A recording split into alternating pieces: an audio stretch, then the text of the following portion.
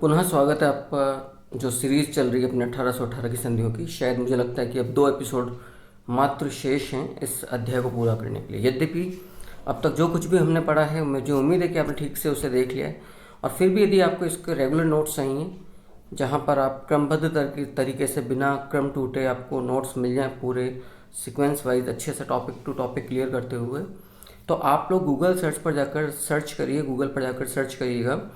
जो ब्लॉग है वहाँ पर मैंने पूरे नोट्स डाले हुए हैं, और बिना स्पेस दिए आपको ये चीज़ टाइप करनी है किंशुक शर्मा classes.blogspot.com। आइएगा, इस अध्याय को हम आरंभ करें। कल तक हम लोगों ने, मतलब जो पिछली सीरीज़ थी वहाँ पर हम लोगों ने देख लिया था कि किस प्रकार से पहली जो रियासत थी जिसने संधि करी उसका नाम था करौली। करौली के बाद आता है कोटा, कोटा के बाद जोधपुर, जोधपुर के पश्चात उदयपुर, उदयपुर तक हम लोगों ने देख लिया था। यदि हम बूंदी की बात करें, यहाँ तक आप लोगों ने देख लिया था। और ये बात भी आप लोग स्पष्ट तौर पर समझ लीजिएगा, जिस वर्ष 2 रियासतों ने संधि करी वो 1817 है, कोटा और करौली और कोटा।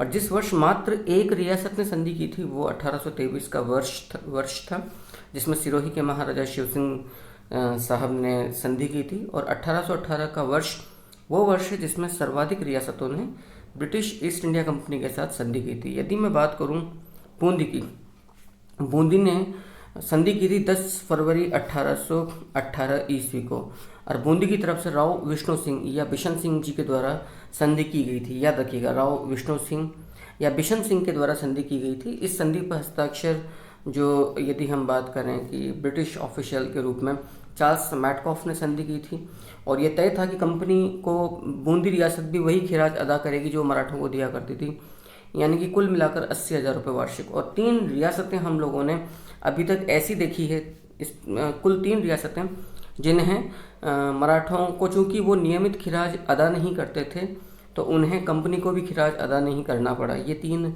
रियासतें थी, आप लोगों को मालूम है, जैसलमेर, बीकानेर एवं किशनगढ़। अगली रियासत की यदि बात की जाए बीकानेर की, तो महाराजा सूरत सिंह राठौड़ साहब ने 1805 में 5 मार्च या 21 मार्च 1818 ईस्वी को संधि की थी। सूरत सिंह राठौड़ वही व्यक्ति हैं जिन्होंने 1805 में भटनेर के किले को मंगलवार के दिन जीतकर उसका नाम हनुमानगढ़ रखा था। चूंकि इनके दूत के रूप में काशीनाथ दिल्ली गए थे और चार्ल्स मैटकॉफ के साथ आपने संधि पर हस्ताक्षर किए थे, तो ब्रिटिश ऑफिशियल यहाँ पर भी हमें चार्ल्स मैटकॉफ मिलता है। ये इसका कोट ऑफ आर्म, जिसे हम एक तरह का राज चिन्ह कहते हैं, वो है। आप इसकी विशेषताओं को देखें, मैंने पहले ही कहा, खिराज से बीकानेर को मुक्ति प्राप्त हुई, और खिराज से मुक्ति मिलने की वजह सिंपल सी ये थी कि ये मराठों को नियमित कर अदा ये रियासत नहीं करती थी। यदि इसकी विशेषताओं की बात की जाए तो संधि की शर्तें मैटकॉफ के साथ तय करने के लिए महाराजा सूरत सिंह राठौड़ ने अपने विशेष दूत काशीनाथ को दिल्ली भेजा था। संधि की धारा 7 में, ये बात याद रखना, संधि की धारा 7 में यह स्पष्ट किया गया है, संधि की धारा 7 में स्पष्ट किया गया है कि अंग्रेजी सरकार महाराजा के विरुद्ध विद्रोह करने वाले सामंतों या उनकी सत्ता को चुनौती देने वाले ठाकुरों और राज्य के सामंतों को उनके अधीन करेगी। तो यदि प्रश्न आ जाए, स्पष्ट तौर पर एक महत्वपूर्ण प्रश्न यहाँ पर आपके सामने बन रहा है कि वो रियासत कौन सी है जिसके साथ स्पष्ट तौर पर संधि करते हुए कंपनी ने एक धारा सामंतों के विद्रोहों को कुचलने के लिए स्पष्ट तौर पर एक रियासत के साथ धारा जोड़ी थी। वो रियासत है बीकानेर और उसकी धारा नंबर 7। किशनगढ़ की बात की जाए, किशनगढ़ से महाराजा कल्याण सिंह राठौड़ साहब ने 26 मार्च 1818 ईस्वी को, पिक्चर में आप कल्याण सिंह जी की तस्वीर देख रहे हैं, हस्ताक्षर किया था, मतलब संधि की थी। संधि पर चार्ल्स मैटकॉफ ने हस्ताक्षर किए हैं। किशनगढ़ को भी जैसलमेर और बीकानेर की तरह खिराज अदायगी से मुक्ति दी गई थी, क्योंकि वो मराठों को नियमित कर अदा नहीं करती थी। यदि जयपुर की बात की जाए, हम बार बार देख चुके हैं, जयपुर से सवाई जगत सिंह, जयपुर का बदनाम शासक, जो कृष्णा कुमारी से विवाह को लेकर, मेवाड़ की राजकुमारी कृष्णा कुमारी से विवाह को लेकर जोधपुर महाराजा मान सिंह राठौड़ के साथ गंगोली युद्ध में 13 मार्च 1807 को उलझा था। और इस युद्ध में सवाई जगत सिंह, जयपुर के बदनाम शासक, ने अमीर खां पिंडारी के सहयोग से जोधपुर के महाराजा मान सिंह राठौड़ को परास्त किया था। तो इस रियासत ने 2 अप्रैल 1818 ईस्वी को संधि की थी। आप लोगों को सवाई जगत सिंह साहब के बारे में ये भी जानकारी होगी कि ये रस कपूर नामक स्त्री के प्यार में दीवाने थे। चार्ल्स मैटकॉफ ने कंपनी को की तरफ से जयपुर को अपने संरक्षण में लिया। सवाई जगत सिंह साहब का आप तस्वीर देख रहे हैं। यदि खिराज की दरों की बात की जाए तो यह भी आपको समझना है कि जयपुर से जो तय की गई थी खिराज की दरें, उनकी दरें वर्ष के हिसाब से अलग अलग थी। उसकी वजह क्या है? जयपुर बहुत ज़्यादा पदाक्रांत किया गया, जयपुर को लूटा गया, बर्बाद कर दिया गया था मराठों के धावों ने। तो इस वजह से इसको उबारने के लिए, क्योंकि सांबर की जो झील के साथ एक अलग समझौता था किया गया था बाद में, तो वैसे तो जयपुर के लगभग संसाधनों को कंपनी ने अपने अधिकार में ले लिया था। फिर भी यदि हम लैंड रेवेन्यू की जो दरें लागू की गई थी जयपुर के साथ, उन पर एक निगाह डालें तो हमें समझना पड़ेगा कि ये बात, ये कंपनी की तरफ से ये तय किया गया था कि जब तक इसका राजस्व 40 लाख रुपए वार्षिक ना हो जाए, जयपुर रियासत का, जयपुर स्टेट का टोटल जो रेवेन्यू है, जब तक वो 40 लाख रुपए वार्षिक ना हो जाए, तब तक जो सूची रहेगी खिराज प्राप्ति की दरों की, पहले वर्ष कुछ नहीं लिया जाएगा जयपुर से, दूसरे वर्ष 4 लाख रुपया, तीसरे वर्ष 5 लाख रुपया, चौथे वर्ष 6 लाख रुपया, पाँचवें वर्ष 7 लाख रुपया और छठे वर्ष 8 लाख रुपया वसूला जाएगा। किससे? जयपुर से। लेकिन एक बात यहाँ पर और हमारे सामने आती है कि राजस्व का कुल 40 लाख रुपए वार्षिक से अधिक होते ही फिर ये जो 8 लाख रुपए इसके ऊपर 40 लाख से ऊपर होते ही इस 8 लाख से ऊपर कुल रेवेन्यू का 5/6 भाग अतिरिक्त वसूला जाएगा। यानी कि 6 वर्ष तो छठा वर्ष होते ही 8 लाख रुपए लिया जाएगा। फिर जैसे ही 40 लाख रुपए से ऊपर का रेवेन्यू जाएगा तो 40 लाख का 5/6 भाग इस 8 लाख के अतिरिक्त, जो 8 लाख जो कुल छठे वर्ष से लागू वसूला जाएगी राशि, उससे अतिरिक्त 40 लाख का या उससे अधिक का जो भी रेवेन्यू होगा अंग्रेज अधिकारियों के सुपरविजन में, उसका 5/6 हिस्सा वसूला जाएगा। किससे? जयपुर से। यदि हम अगली रियासत की बात करें तो बांसवाड़ा आपके सामने आती है। बांसवाड़ा से रावल उम्मेद सिंह साहब के द्वारा संधि की गई, ये यहाँ का राज चिन्ह है। ये संधि की गई थी 16 सितंबर या 25 दिसंबर, याद रखिएगा, 16 सितंबर या 25 दिसंबर 1818 ईस्वी को। अब यहाँ पर जो मैं आपसे बार बार कह रहा था, मालवा रेजिडेंट मालकम ने इस बांसवाड़ा को अपने संरक्षण में लिया था। अभी तक की जो हमने स्टेट्स देखे, वो जो ब्रिटिश रेजिडेंट था दिल्ली का चार्ल्स मैटकॉफ, उसने रियासतों को अपने संरक्षण में लिया। यहाँ पर मालवा रेजिडेंट, याद रखना, चार्ल्स मालकम बांसवाड़ा को अपने संरक्षण में ले रहा है। बांसवाड़ा से जो खिराज की राशि रखी गई थी वो ये तय किया गया था कि उसके कुल रेवेन्यू का 3/8वें हिस्से से अधिक नहीं वसूला जाएगा, इससे कम ही वसूला जाएगा। यदि हम अगले स्टेट की बात करें, प्रतापगढ़, यहाँ के राजा का नाम था रावल सामंत सिंह। इस स्टेट ने 5 अक्टूबर 1818 ईस्वी को संधि की थी। ये देख लीजिए, 5 अक्टूबर 1818 ईस्वी को इसको भी जो संरक्षण में लिया गया वो मालवा रेजिडेंट मालकम ने अपने संरक्षण में लिया था। अब यहाँ पे एक बड़ी बात है, प्रतापगढ़ को स्पष्ट अधीनता के क्षेत्र में लाया गया। बहुत बड़ी बात है, एकमात्र रियासत जिसे स्पष्ट अधीनता के क्षेत्र में लाया गया वो प्रतापगढ़ था। प्रतापगढ़ के अतिरिक्त जो अन्य रियासतों के साथ जो ट्रीटीज़ की गई, जो संधियाँ की गई, उनमें उन्हें सहायक उपकरण के रूप में रखा गया, एक मित्रवत रूप में रखा गया। लेकिन प्रतापगढ़ को छोड़कर प्रतापगढ़ को स्पष्ट तौर पर अपनी अधीनता में लाया गया। ये कहा गया कि आपको सारे संसाधन, चाहे वो सामरिक हो या कुछ भी हो, आपको कंपनी के अधीन करना होगा। अर्थात संधि की शर्तों में उसके साथ स्थायी मित्रता का कोई प्रावधान नहीं था। प्रतापगढ़ को अपनी संपूर्ण सैनिक शक्ति कंपनी को सौंपनी पड़ी और प्रतापगढ़ को ये भी स्वीकार करना पड़ा कि यदि कंपनी का आंतरिक कंपनी के आंतरिक हस्तक्षेप, आंतरिक प्रशासन में, दैनिक प्रशासन में भी कंपनी हस्तक्षेप करेगी और विदेशी सैनिक यदि कुछ नियुक्त किए गए प्रतापगढ़ में तो उन्हें मुक्त किया जाएगा। यहाँ पर भी ये तय था, कंपनी को वही खिराज प्रतापगढ़ रियासत अदा करेगी जो मराठों को पूर्ववत तरीके से दिया करते थे। अगली रियासत की हम बात करें डूंगरपुर की। डूंगरपुर के रावल जसवंत सिंह द्वितीय के द्वारा 11 दिसंबर 1818 ईस्वी को, याद रखिएगा, 11 दिसंबर 1818 ईस्वी को संधि की गई। यहाँ पर भी मालवा रेजिडेंट मालकम ने ये संधि की थी। इसका मतलब 3 रियासतें आ गई, बांसवाड़ा, प्रतापगढ़, डूंगरपुर, जिसके साथ मालवा रेजिडेंट मालकम के द्वारा संधियाँ की गई थी। ये बात याद रखना। देयर आर 3 स्टेट्स जिनके साथ जो डील कर रहा है मालवा रेजिडेंट मालकम, बांसवाड़ा, प्रतापगढ़, डूंगरपुर। अब तक हमने देखा है डूंगरपुर को भी प्रतापगढ़ की तरह अपनी संपूर्ण सैनिक शक्ति कंपनी को सौंपनी पड़ी।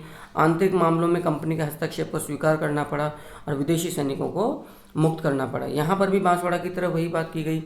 आप लोग इससे पहले देख चुके हैं, बांसवाड़ा में भी ये बात थी कि कुल रेवेन्यू का 3/8वां हिस्से से अधिक वो टैक्स अदा नहीं करेंगे, खिराज अदा नहीं करेंगे कंपनी को। इसी प्रकार से यहाँ पर भी ये बात स्पष्ट तौर पर लागू की गई कि डूंगरपुर का भी जो टोटल रेवेन्यू होगा उसका 3/8वां हिस्सा, उससे अधिक नहीं, उससे कम कम ही ये लोग खिराज के रूप में अदा करेंगे। जैसलमेर की बात की जाए तो जैसलमेर के जो राव थे मूलराज द्वितीय भाटी, याद रखिएगा रावल मूलराज प्रथम भाटी के काल में 1314 ईस्वी में जैसलमेर का प्रथम शाका अलाउद्दीन खिलजी के आक्रमण पर हुआ था। राव मूलराज द्वितीय भाटी ने 2 दिसंबर या 12 दिसंबर 1818 ईस्वी को या 2 जनवरी 1819 ईस्वी को, 2 दिसंबर या 12 दिसंबर 1818 ईस्वी या 2 जनवरी 1819 ईस्वी को चार्ल्स मैटकॉफ के साथ संधि की थी। इसका मतलब बांसवाड़ा, प्रतापगढ़ और डूंगरपुर, ये 3 रियासतें जो कि मेवाड़ का निचला हिस्सा है, वो 3 रियासतें ऐसी है जिसके साथ मालवा रेजिडेंट मालकम ने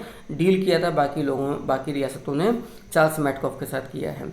अब यहाँ पर एक बड़ी बात है कि इनकी जो विशेषताएं हैं, पहली बात तो जैसलमेर रियासत को विषम परिस्थितियों को देखते हुए और चूंकि वो मराठों को नियमित खिराज की अदायगी नहीं करते थे, अतः जैसलमेर को भी किशनगढ़ और बीकानेर की तरह खिराज अदायगी से मुक्त रखा गया कि ये 3 रियासतें बीकानेर, किशनगढ़ और जैसलमेर खिराज अदा नहीं करेंगे कंपनी को। एक विशेषता, बड़ी बात, जैसलमेर रियासत को सैनिक सहयोग से भी मुक्त रखा गया। एकमात्र रियासत जिसे सैनिक सहयोग से मुक्त रखा गया वो है जैसलमेर। अच्छा, यहाँ का मैं बार बार कहता आ रहा हूँ, पिछली सीरीज के पिछले एपिसोड्स में मैं कह चुका था, यहाँ के दीवान सालिम सिंह की भी इच्छा थी कि वो कोटा दीवान झाला जालिम सिंह की तरह कंपनी के साथ एक पृथक से पूरक संधि करी, लेकिन वो ऐसी कोई शर्त कंपनी के साथ नहीं बनवा सका, क्योंकि झाला जालिम सिंह जैसी शख्सियत सदियों में, युगों में एक ही बार होती है। आगे देखिएगा, अंतिम रियासत की हम बात करें सिरोही की। सिरोही ने 11 सितंबर 1823 ईस्वी को संधि करी। महाराजा शिव सिंह की तरफ से चार्ल्स मैटकॉफ के द्वारा संधि की गई थी। एक बड़ी बात है, इतना वक्त क्यों लगा सिरोही को? क्योंकि जोधपुर अपना दावा ठोके जा रहा था सिरोही पर। जोधपुर मानसिंह राठौड़ का ये कहना था कि जब आपने मुझसे 6 जनवरी 1818 ईस्वी को संधि कर ली तो आपको मेरे क्षेत्र सिरोही के साथ पृथक से एक सेपरेट ट्रीटी करने की, पृथक से संधि करने की आवश्यकता बिल्कुल भी नहीं है। सिरोही को ये समझाने में वक्त लग गया कि हमारा अपना एक क्या कहना चाहिए इसको, एक बिल्कुल ही सेपरेट एग्जिस्टेंस है, हमारी एक पृथक स्टेट है।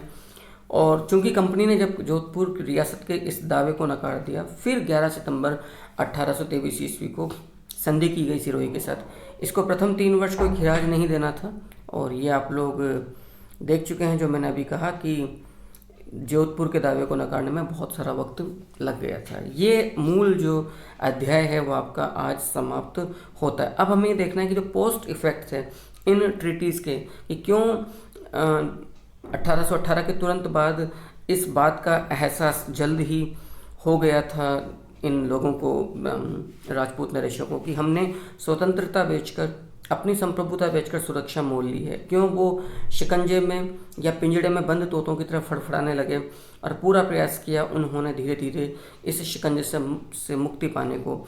और मैं फिर बोल रहा हूँ, कवि बांकीदास एकमात्र प्रथम ऐसे कवि थे जिन्होंने इन संधियों के दुष्परिणामों के विरुद्ध राजपूत नरेशों को चेताने का प्रयास किया था अपनी कविता आयो अंग्रेज मुड़क रे ऊपर के माध्यम से। याद रखिएगा, आयो अंग्रेज मुड़क रे ऊपर के माध्यम से चेताने का पूरा प्रयास किया था। एक बात। दूसरी बात, यदि हम यहाँ पर देखें तो कई इफेक्ट ऐसे हैं जो आगे तक सदियों तक कैरी ऑन करते रहे। इवन नेशनल जो मूवमेंट स्ट्रगल था, हमारा जो राष्ट्रीय आंदोलन या संघर्ष था, आज़ादी की लड़ाई जो थी, वहाँ तक भी। और सबसे बड़ी बात, सत्ताओं की क्रांति में क्यों जो साम्राज्यवादी शिकंजे से परेशान थे राजपूत नरेश, उसके बावजूद भी, तमाम शिकायतें होने के बावजूद भी क्यों इन्होंने पुनः कंपनी का ही साथ दिया, इन राजपूत नरेशों ने विद्रोहियों के विरोध में। इसके बीज, इसके मूल कारण भी इन्हीं संधियों में छिपे हुए हैं। आइएगा अब हम देखते हैं आज की इस स्लाइड को एंड करने से पहले मैं पुनः बोल रहा हूँ, आप लोग कमेंट अवश्य करिएगा, मुझे बताइएगा कि फीडबैक क्या आ रहा है, आपको कैसा लग रहा है। और यदि आपको पूरे नोट्स चाहिए, यदि कि आपको निश्चित तौर पर आपको चाहिए होंगे, मैं उम्मीद करता हूँ कि आपको इसके बाद बहुत मुश्किल से कोई मैटर आपको पढ़ने की आवश्यकता, काफ़ी सफिशिएंट ये मैटर है, तो आप लोग ब्लॉग पर जाइए, किंशुक शर्मा classes.blogspot.com, गूगल पर सर्च करिए, बिना स्पेस दिए टाइप करिएगा, इंग्लिश में आपको ब्लॉग मिल जाएगा, और वहाँ पे तमाम नोट्स मैं अपलोड कर चुका हूँ, आपको मिलते रहेंगे। और ये बात भी हकीकत है, टाइम टू टाइम उनको अपडेट भी करूँगा, टेस्ट सीरीज भी वहाँ पर डालूंगा। यदि हम बात करें इन संधियों की प्रमुख धाराएं क्या थी, इनकी शर्तें क्या थी, तो आप लोग यहाँ पर देखना, एक शर्त थी कि एक पक्ष के मित्र और शत्रु दूसरे पक्ष के भी मित्र और शत्रु माने जाएंगे, लेकिन इस शर्त से 4 रियासतों को मुक्त किया गया था, बूंदी, करौली, जैसलमेर एवं टोंक। ये तय किया गया कि आपका जो शत्रु होगा, आपका जो मित्र होगा, वो हमारा भी शत्रु और मित्र होगा, और जो हमारा शत्रु और मित्र होगा वो आपका भी शत्रु और मित्र होगा। लेकिन 4 रियासतों को इस धारा से मुक्त रखा गया, वो है बूंदी, करौली, जैसलमेर एवं टोंक। बूंदी, करौली, जैसलमेर एवं टोंक। दूसरी एक प्रमुख शर्त थी कि पारिवारिक पत्रों को छोड़कर राजपूत शासकों के मध्य जो भी पत्र व्यवहार होंगे उसमें कंपनी को बीच में लिया जाएगा, कंपनी को अवेयर किया जाएगा कि हम कौन सा पत्र व्यवहार कर रहे हैं। इस शर्त से भी बूंदी और करौली को पूरी तौर पर मुक्त रखा गया है, याद रखिएगा। ये कुछ अजीबोगरीब तरह की शर्तें हैं और बहुत रेयरली हमें इस तरह का मैटर प्राप्त होता है। एक शर्त और आई कि प्रत्येक रियासत को अपने यहाँ पे पॉलिटिकल एजेंट की नियुक्ति करनी पड़ेगी। अब एक प्रश्न आ सकता है कि 1818 की संधियों के पश्चात प्रत्येक रियासत में सत्ता और अधिकार का स्रोत किसे माना गया? राजा को, कंपनी को, पॉलिटिकल एजेंट को, एडीजी को, गवर्नर जनरल को। तो याद रखिएगा, सत्ता और अधिकार का स्रोत मुख्य तौर पर, वास्तविक तौर पर किसके पास था? पॉलिटिकल एजेंट को माना गया। कारण एडीजी का डायरेक्ट हस्तक्षेप नहीं था दरबार के अंदर, गवर्नर जनरल से कोई मतलब नहीं था। ADG was the medium link between the state and the governor general. Direct agent to the governor general is AGG. और एजीजी को रिपोर्ट या प्रतिवेदन प्रस्तुत किया करते थे political agents, which was directly associate and the link with the Rajput courts, जो various states थे। तो विभिन्न दरबारों से उनका लिंक था। तो ये स्पष्ट किया गया इन संधियों के द्वारा कि प्रत्येक रियासत में political agent as official agent of the British East India Company, उसकी तरफ से एक सरकारी प्रतिनिधि के तौर पर, आधिकारिक प्रतिनिधि के तौर पर पॉलिटिकल एजेंट्स को नियुक्त किया जाएगा। अब प्रश्न आता है कि रियासतों में 1818 की संधियों के पश्चात सत्ता और अधिकार का मूल स्रोत कौन रहा? तो हमारा आंसर होगा पॉलिटिकल एजेंट। समस्त पॉलिटिकल एजेंट्स के ऊपर एक अधिकारी था जिसका नाम था एजीजी। एजीजी से मतलब है हमारा direct agent to governor general. इसकी नियुक्ति की गई थी 1832 ईस्वी में, याद रखिएगा 1832 ईस्वी में। 1832 ईस्वी में एजीजी की नियुक्ति की गई थी। AGG direct agent to governor general. तो मुख्य क्या होगा कि सबसे ऊपर कौन था? Governor general. गवर्नर जनरल के नीचे कौन था? स्टेट्स में एजीजी, और स्टेट्स के दरबार में एक प्रांत में एजीजी, और उस प्रांत में जितनी रियासतें आ रही है वहाँ पर नियुक्त था पीए। ये एक तरह का ब्यूरोक्रेटिक या नौकरशाही या प्रशासनिक तंत्र था उस जमाने में। तो 1832 ईस्वी में प्रत्येक पॉलिटिकल एजेंट्स के ऊपर एक प्रांत में एक सर्वोच्च अधिकारी जो कि गवर्नर जनरल को एक तरह से रिस्पॉन्सिबल था, एजीजी नियुक्त किया गया 1832 ईस्वी में।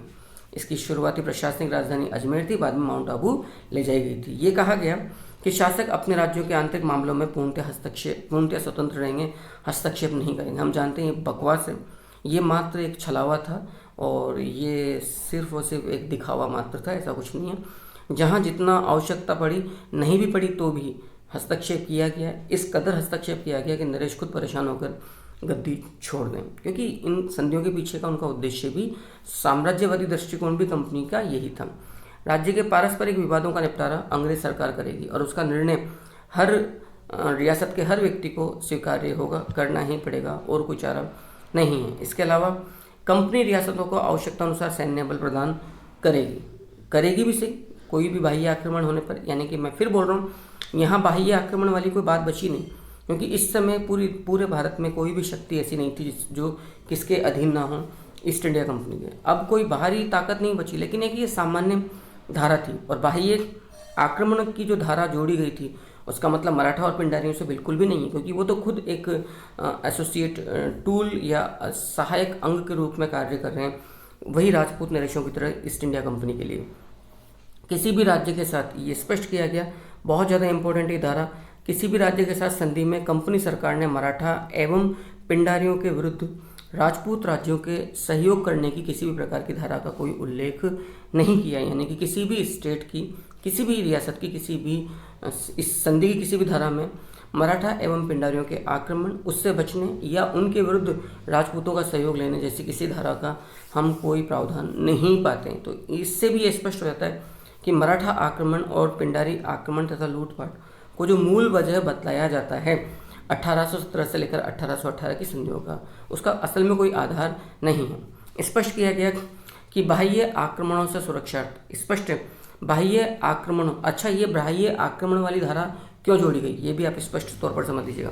बाह्य आक्रमण वाली धारा इसलिए जोड़ी गई ताकि उन धाराओं के नाम पर, उन बाह्य आक्रमणों के नाम पर एक खौफ या हवा बनाकर ब्रिटिश टुकड़ियों को नियुक्त कर दिया जाए दरबार में, और फिर उन टुकड़ियों के द्वारा, क्योंकि जितना एक तरह के बेस कैंप्स रहेंगे ब्रिटिश ईस्ट इंडिया कंपनी के अलग अलग स्टेट्स में, अलग अलग जगह पर, उतनी ही प्रशासनिक और सामरिक स्थिति मजबूत होगी कंपनी की। विद्रोह की स्थिति में जल्दी आप मूवमेंट करवा सकते हैं अपनी फौजों का और उनको दबा सकते हैं।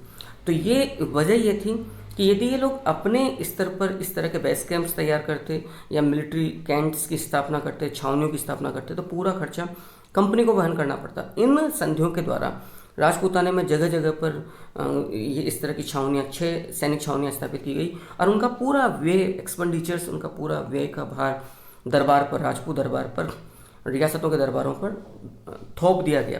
तो इससे जो ये खर्चा होना था वो पूरी तौर पर बच गई कंपनी। अब रण क्षेत्र भारतीयों का होगा, लड़ने वाले भारतीय होंगे, मरने वाले भारतीय होंगे, लेकिन लड़ेंगे किसके लिए? वो कंपनी के लिए।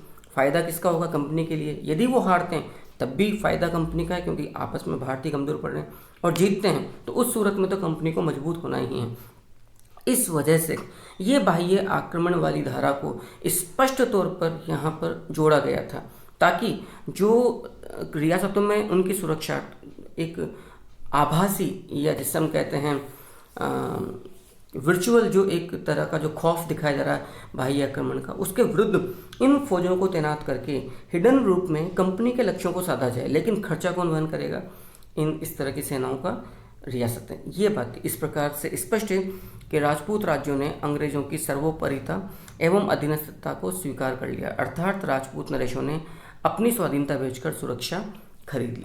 मैं अगला एपिसोड पुनः लेकर आऊँगा, which would be last episode of this series 1818 treaties या 1818 की संधियों का। ये अंतिम चरण होगा जो अब इसके बाद आपके रूप में आएगा। मैं पुनः एक बार आपसे आग्रह करता हूँ, यदि आपको ये पूरे नोट्स पढ़ने हैं इस अध्याय के, तो आप लोग गूगल पर जाकर सर्च करिए kinshuksharmaclasses.blogspot.com और वहाँ जाकर आप आराम से नोट्स को पढ़ लीजिए। अगला एपिसोड आए तब तक के लिए आप लोगों को